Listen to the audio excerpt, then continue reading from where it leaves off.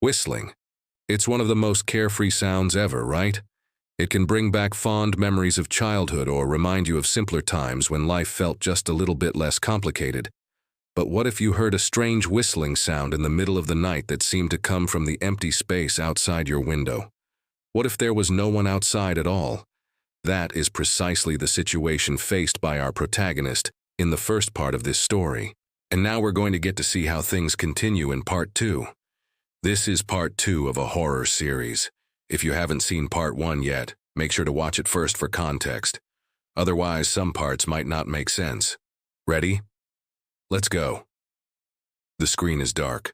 All we can hear is the faint sound of someone crying until suddenly the screen flashes with timestamps, indicating it's 1:03 a.m. The camera's feed flickers to life, revealing a shadowy figure running through the forest. Their breathing is heavy and their movements are panicked. The scene is shaky and disoriented, mirroring the state of the person filming.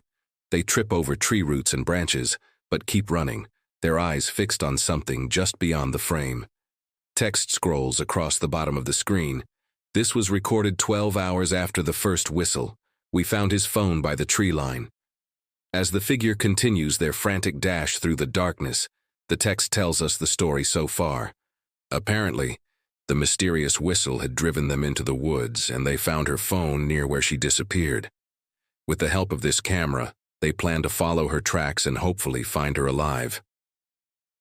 We pan away to reveal a man holding a camcorder. He steps into the woods at dusk, his face illuminated by the fading light. In a hushed voice, he calls out Ava's name, his tone urgent, his eyes scanning the darkening trees.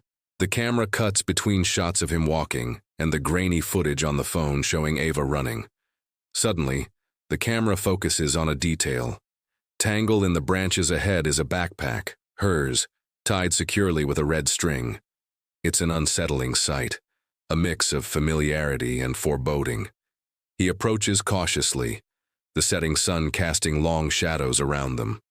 He then notices a phone lying on the ground next to the bag, and as he picks it up, we realize it's still recording. The camera switches to the point of view on the phone, showing only the ground beneath it. The lens picks up the sound of Danny approaching. We hear him calling out for Ava, his voice echoing in the stillness. Just as he reaches the phone, a single long whistle pierces the quiet, seeming to come from far off in the woods. Danny freezes, listening intently. Then slowly he turns and walks towards the sound. As he disappears into the deepening shadows, the camera continues to record, capturing the rustling of leaves and the distant call of an owl. Back on the main screen, we see Danny standing by the tree line. He's holding the camcorder with one hand and the phone in the other. He looks out into the darkening woods, his face etched with worry. He knows Ava is out there somewhere, but the forest seems to be hiding her from him. Danny speaks into the camera, his voice tight with concern. "Ava, it's me. Where are you? Come on, please answer."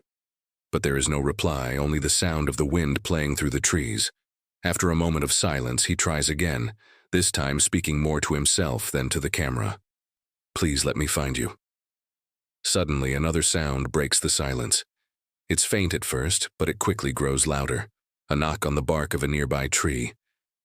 Danny whirls around, his eyes darting around, trying to pinpoint the source of the sound. Could it be Ava? But the knocking stops abruptly, leaving him in an eerie silence once more. With a determined nod, Danny turns back to the camcorder. "I know you're in there.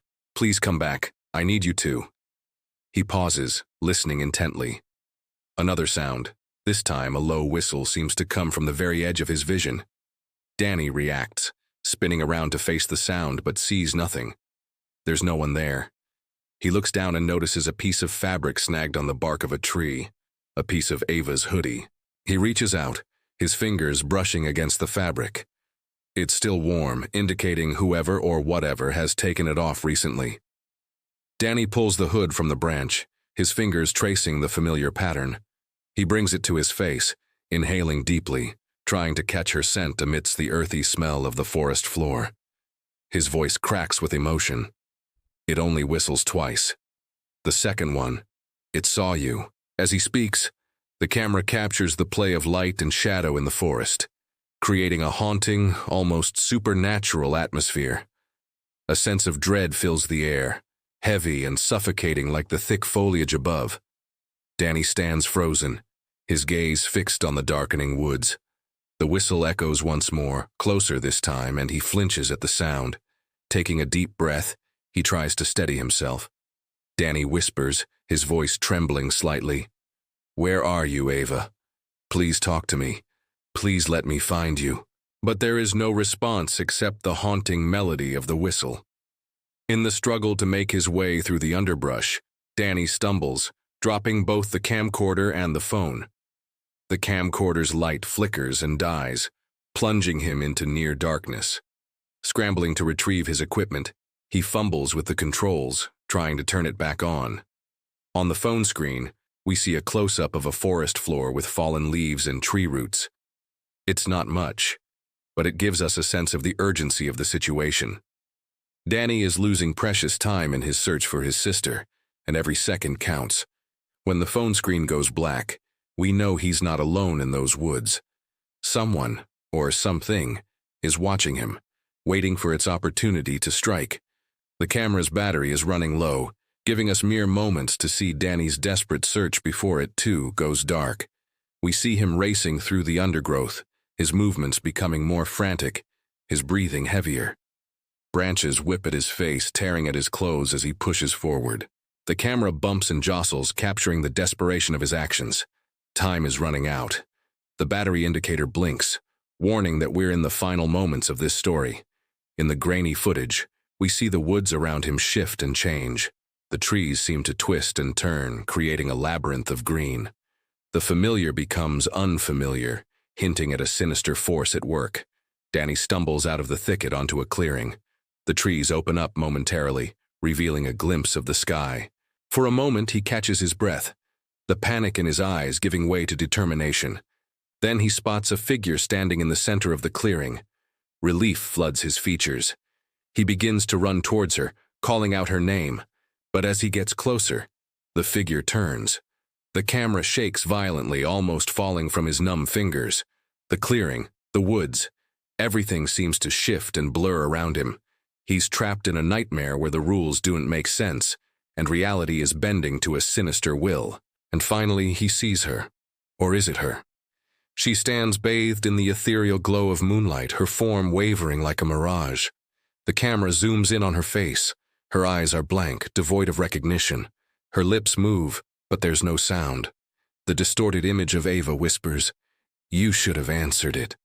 The camera drops from Danny's grasp, tumbling to the ground. We see the woods through its falling lens, the trees looming ominously overhead. The sound of his breathing gradually fades away, replaced by the chilling whistle of the thing. The thing leans closer to the camera, its wet, rasping breath visible. The last thing we see is the thing's distorted reflection in the camera lens, its eyes gleaming with triumph. And then the screen goes black. Only the sound of the thing's final whistle pierces the darkness.